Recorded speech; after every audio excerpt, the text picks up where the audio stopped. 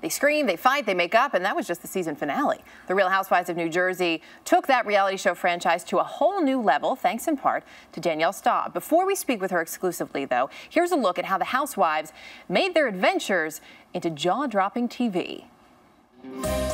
People make fun of Jersey girls, but I think they're just jealous. Bravo Network's reality franchise, The Real Housewives, can now be found in 6 separate cities. The phenomenon is drawing millions of viewers. None is more popular than The Real Housewives of New Jersey. Mommy's got a little situation here. Much of the drama in Jersey is centered around Danielle Staub. There's nothing positive that can come out of being in the same place at the same time as Danielle. Terrorized me. Staub's been at bitter odds with the other housewives. I kept my mouth shut. Excuse me. I don't want to call you honey. Don't call me honey. Because you are old hag, so I don't want to call you honey. Is that better? Is better? Sometimes seen as the villain, Staub has been the target of acts of rage. Fellow housewife Teresa nearly flipped a restaurant table onto her, while the daughter of another yanked her hair. Leave her alone! In the 2-part reunion that served as the season finale, the sparks really flew, Do not break up my family! inspiring Staub to storm off stage on 2 separate occasions. And though the show ended with the unimaginable, Staub embracing her fellow housewives, it was revealed this week she won't be a Real Housewife of New Jersey in season 3. Bye-bye. And joining us this morning exclusively is Danielle Staub, who tells her side of the story, rather, in her book, The Naked Truth, the real story behind the Real Housewives of New Jersey. Good to have you with us in the studio this morning. Thank you. It's nice to be here. Okay, so what's the real story? Were you fired or did you quit? Well, neither, actually. Okay. I walked away. Why? It was a good time for me to leave. What was left? Kill me? There was no peace in 2 years, and I just felt like I had done all I could do. And there was not going to be resolve, and I made resolve and I made peace before I went to the reunion with myself. That's why I was able to sit calmly. I knew there was nothing left, and I just really wanted to get through it. And in the end, I didn't realize I was going to hug, but Teresa started yelling again, and I just had to, that's the only way to stop her at that point. That was a very long day.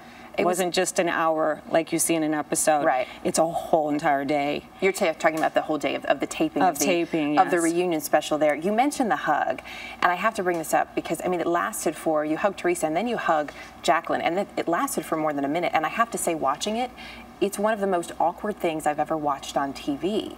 Did it seem as long to you as it seemed when you sit there watching it as a viewer? I didn't watch it. I'm going to be honest with you. No, but when you were in the moment, did it seem, because watching it seemed like an eternity that you were there hugging her, and it looked very uncomfortable. Maybe. I didn't think it was uncomfortable. I really hadn't had an opportunity to even speak to her.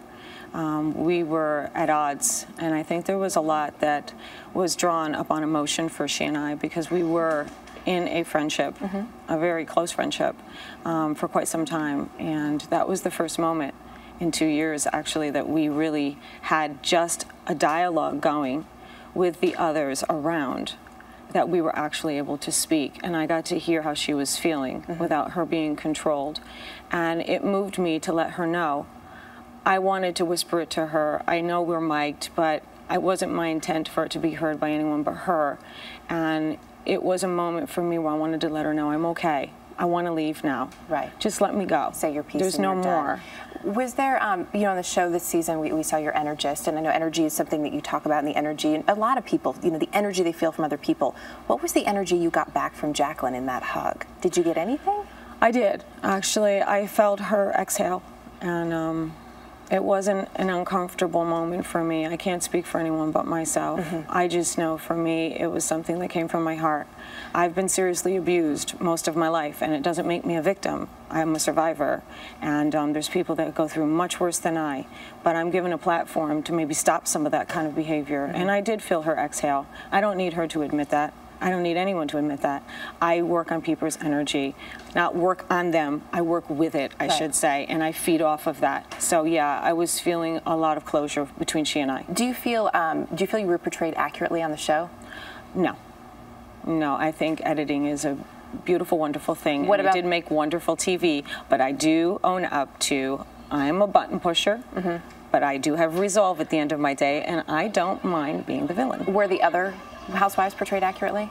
I think there was favoritism, to be honest with you, but that's okay. I'm the villain. I'm the most talked about. That's how you see yourself. You're definitely the most talked about. I know you have said repeatedly you want your own show. This is what you want to do next. Are there any firm plans or offers?